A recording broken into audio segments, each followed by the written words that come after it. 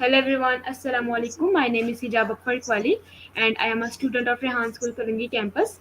So today we have the very honorable and grateful guest whose name is Sir Michael Ballard. So let's go and about himself and about him life journey and know the him life story. So hello sir, how are you? I'm well, thank you. It's very nice to meet you today, and it's an honor to be on your program.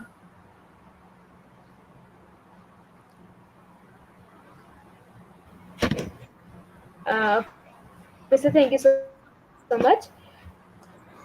So sir, first of all, please introduce yourself to our viewers.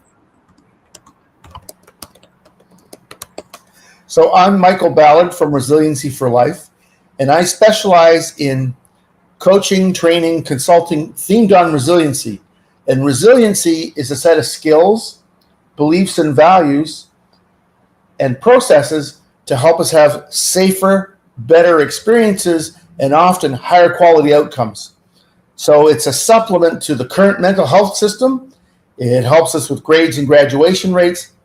It has an impact on our physical, mental health, and it helps us with our relationships, our friendships, and is good at building community. So I've been doing it for over 25 years now.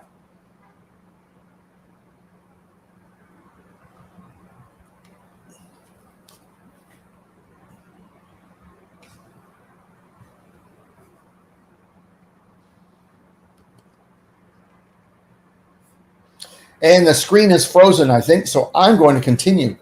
One of the key skills to practice to be resilient is to practice a skill called disidentification.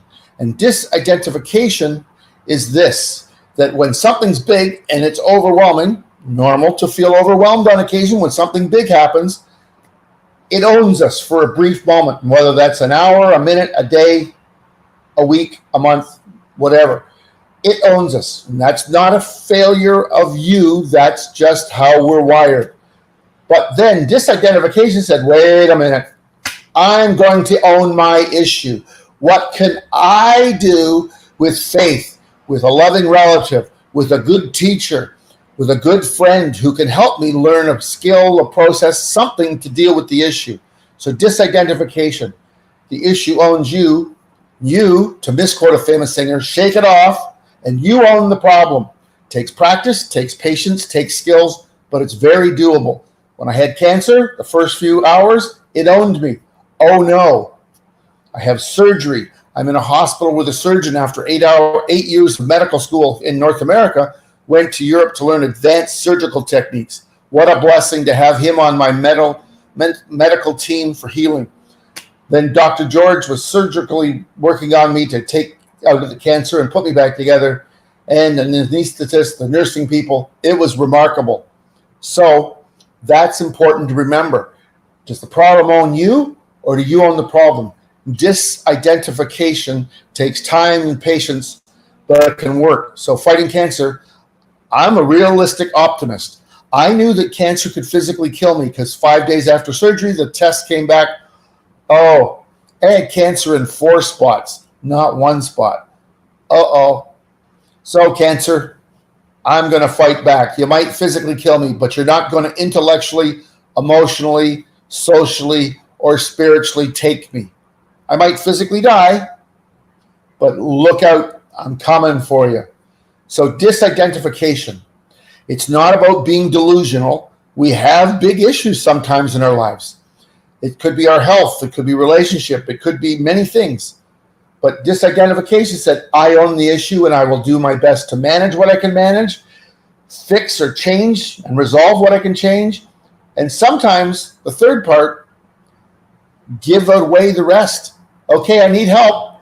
I'm managing what I can manage. I fix what I can fix or heal what I can fix. I need help. So disidentification, disengagement, really powerful.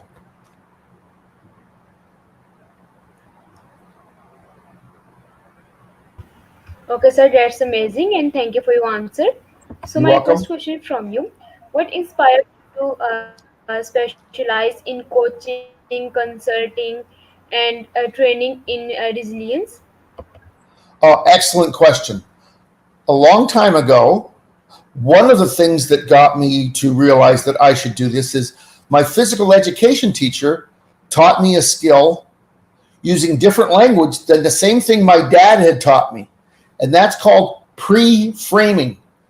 So before I came on today, I pre-framed this interview and said, I'm very sure she's polite. I'm very sure she's smart, articulate, and respectful. I will have a very wonderful interview with this person.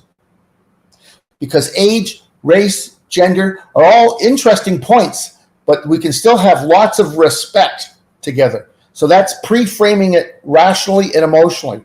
My physical education teacher, Mr. Sargentson, he said, Michael, plan in advance. I was having a hard time catching the ball in physical education for exercise. They wanted us to run and throw, and you're growing a body. It's good to exercise, keeps the brain sharp too. I was a bad catcher. So he said, before they throw the ball, imagine they're getting their arm back and they're throwing the ball. Now, it was a North American football, so it's pointy on both ends, and it's spiraling. It goes up, up, up, then it comes down, down, down. As it hits the peak of the arch, it starts coming down. Imagine you've got your hands out. Put your hands out. Practice seeing you with your eyes and your hands out. And here comes the ball. Put your arms way out. Bring them in, bring them in, bring them in. Boom, you got. I went from catching 1 out of 10 to 5 or 6 out of 10 within 20 or 30 practices. And then within a couple of weeks, I was catching 7 or 8 out of every 10. Wow. So pre-framing is mentally practicing in advance, rationally, emotionally, physically, maybe socially. What are the steps? When my dad taught me to ride a bicycle, he pre-framed it. Michael, you used to ride a tricycle. You know how to steer. You know how to pedal for speed, for movement. You know how to brake by pedaling backwards. No handbrakes in the old days of my tricycle days. So you know how to steer. You know how to stop. You know how to momentum. You know how to stop, look, and listen when you stop, so safety. Now you're going to learn with bicycling, balancing, because you do all the other ones. So pre-framing is what are the steps in advance? And then you go do them. So that's another thing. So I realized that almost nobody was taught this. They weren't told how to pre-frame. And so when I was having my health issues in the hospital with my chronic illness and then my 7-year battle with cancer, there was nobody there to teach us how to pre-frame. And it was sad. And the doctors were like, and the nurses, you do really well with your pain management. I said, well, I have a 16-inch incision and I had a 6-hour surgery, so I expected it was going to hurt. Whoa, ouch. However, I am here not just to fight cancer, but to get healthier and have more energy as I heal.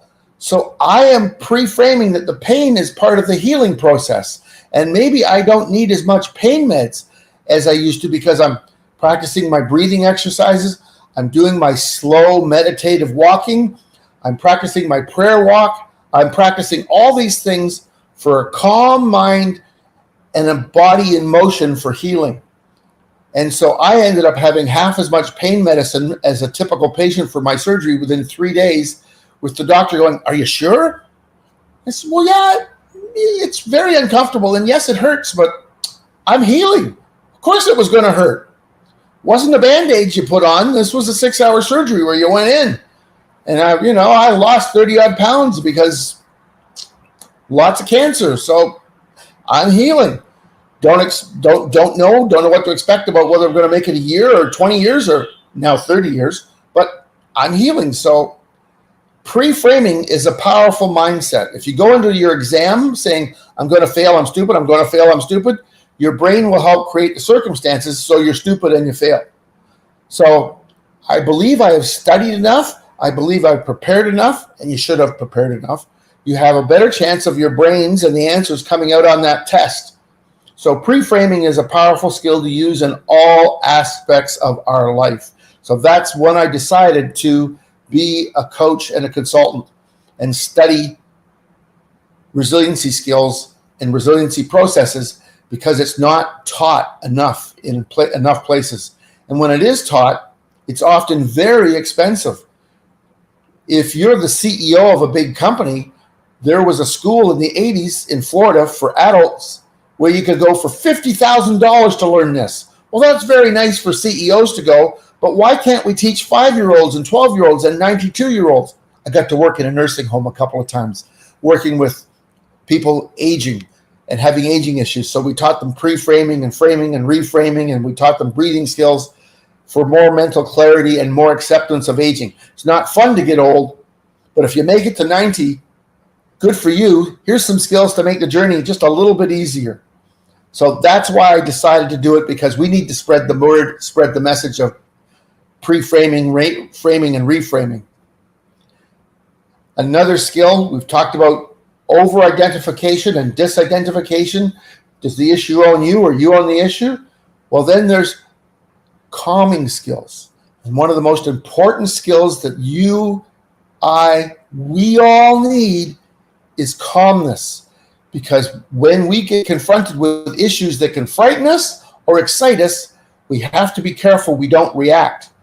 We should always be calm enough and focused enough to reflect and then respond. I can't speak for your country, but in my country, we have a couple of political people who are really good at getting people to react. Well, that's great to manipulate people, but that's not in their best interest.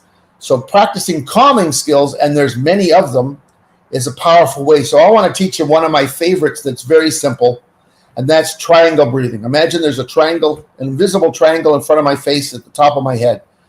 And 4 seconds. So 1, breathe in.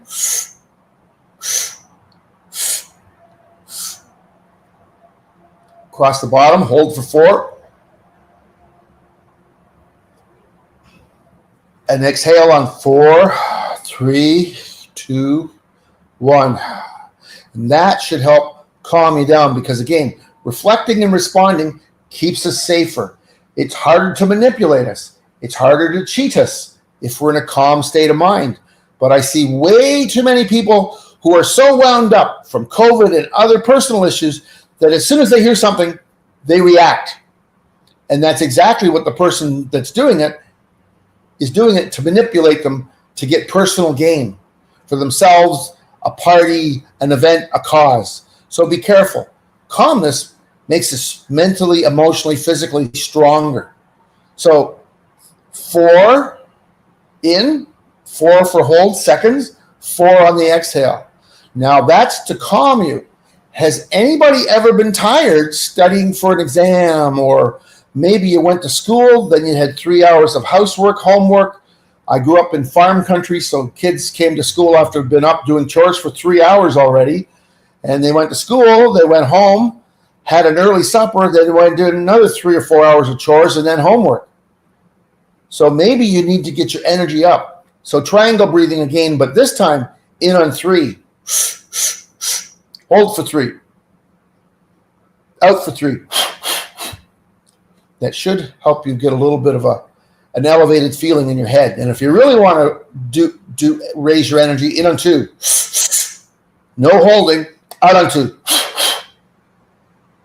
Never when you're operating a motorized or personal vehicle, like a bicycle or a motorcycle. Never. This is only when you're seated or standing by a wall, because I don't want you to hyperventilate and fall over. So those are a couple of skills to manage your energy, vital skills. And I think we're still having net problems. So I'm sorry, host. I'm just going to keep going. So resiliency, skills, process, beliefs, and values to help us be more resilient. And our host is back and the internet's working again.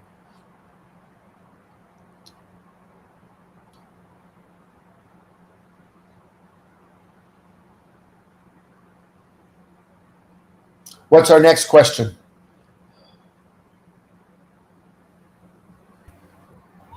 Okay, sir. Thank you for your answer. But here is some net issue. So sorry for the late reply. That's okay. So my next question from you: uh, how do you define resilience in the context of your work? Excellent question. Very good question.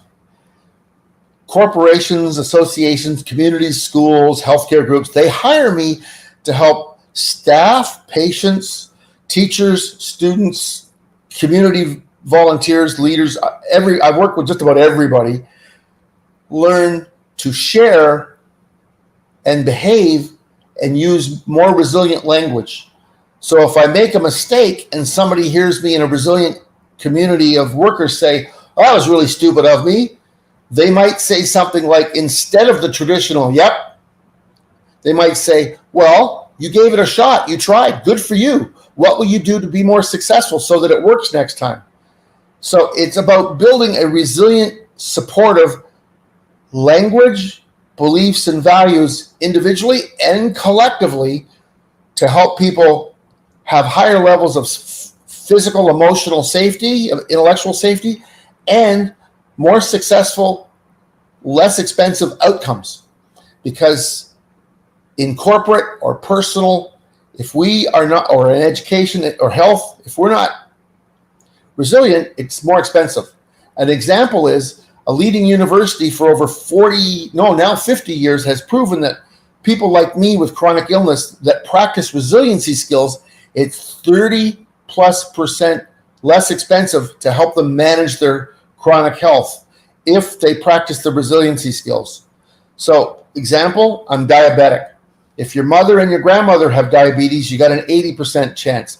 But if your mother, your aunties, your grandma, and your great aunties had diabetes, it's over 86% chance. Well, that's me. So at 30 years old, I reduced my sugar way down. No more donuts every week. No more donuts every month. Donuts 1 or 2 a year because I really like them. I don't need any. So I have 1 or 2 a year as a big treat. That's it. So being resilient in the workplace, at school, in healthcare, and the family, and the community is all about building an integrated approach to how we think. Life will have things happen, big and small, large and scary, exciting and modest. But how we respond after we reflect versus how we react has a major difference on the quality of our experiences, our safety, and our outcomes. So that's what I love doing and why it's important for people to practice it and know it. And I really like it living and working in Toronto and all over the world, is that my friends of different faiths say, wow, this aligns with my faith. And I said, that's why I love resiliency. Doesn't matter about race, faith, culture. It works. So that's why I'm so excited about it.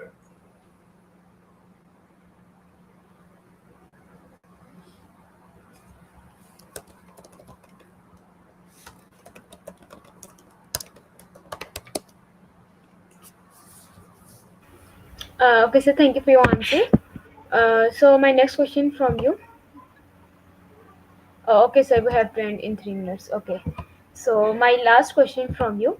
How do you tailor your approach to coaching, consulting, or training to meet the specific needs of your clients? That's a very important question. Thank you.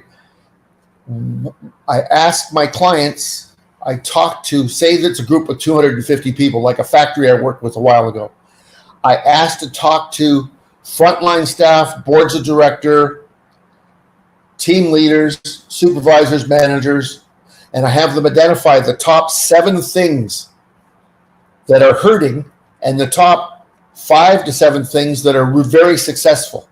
So in the one company, they had a 27% absentee rate because there was an act of violence in the workplace. Luckily, nobody got physically injured, but they got emotionally injured. So once I knew what the issues were and which department it impacted and what type of language was being used, then when I did workshops with the group, I sounded more like an insider, not an outsider. So I talked to them and with them, not down to them. I was there as their coach and friend and expert to help lift them up, help them heal, and move forward. I'm not a therapist. I'm a tour guide. I introduce them to what is resiliency, how do you be more resilient, why is it important, and in that case, we had the spouses and adult children and youth involved because it's not just a workplace issue.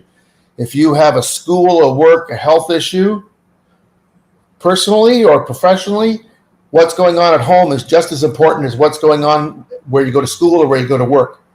So that's what I do, is I do all I can to be one with them as opposed to an outsider.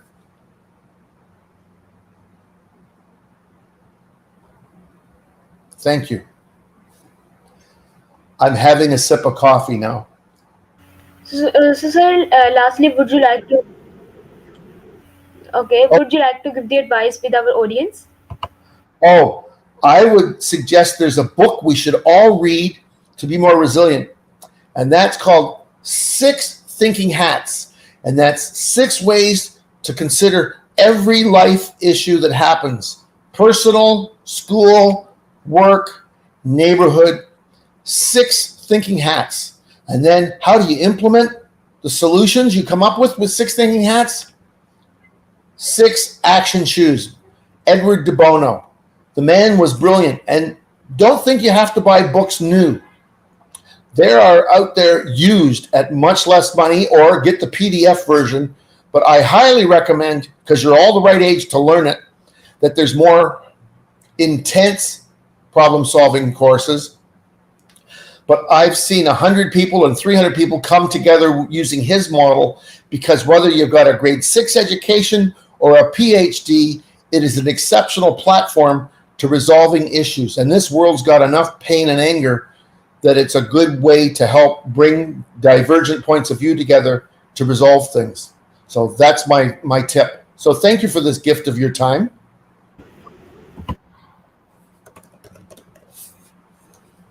Okay, sir, I invite you to my school when you come in Pakistan. So please visit our school, Rehan School, Kurungi campus. I'd love to. I would love to.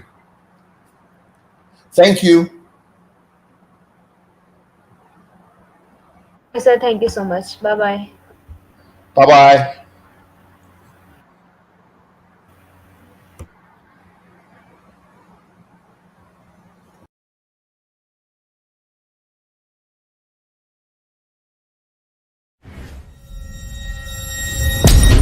जंजीरें अब तोड़ देंगे, तरक्की से रिश्ता जोड़ देंगे। Job के पट्टे से आजादी, गुलामी अब छोड़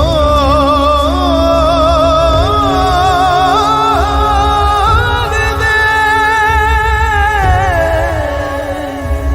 साथ है हमारे बड़े दिल वाला, मुश्किलों से जिसने निकाला, गिरते हुओं को फिर से संभाला, वो है रेहान अल्लाह वाला। किया हर मैदान फतह, किया हर मैदान फतह, किया उसने सबको जमा, किया उसने सबको जमा, वो है रेहान अल्लाह वाला, वो है रेहान अल्लाह वाला।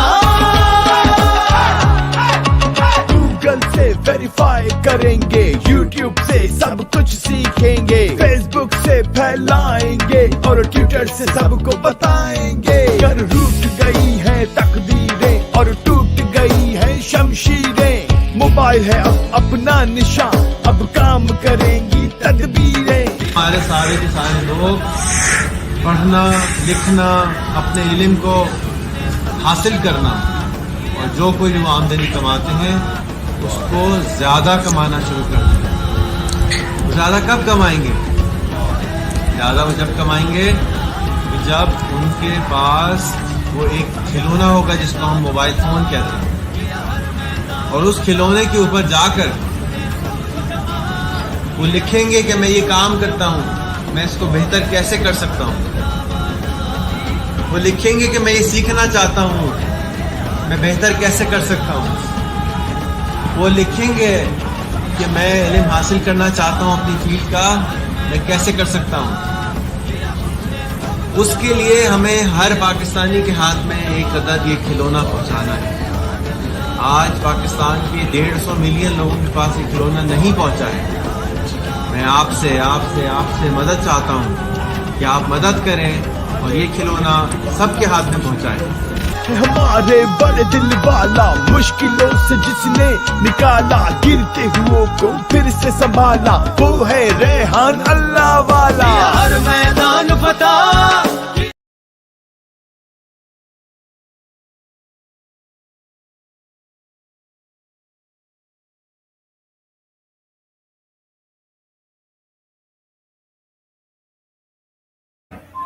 Okay, viewers, thank you so much for watching my interview. I think you learned a lot from this interview, and thank you so much. Allah Hafiz.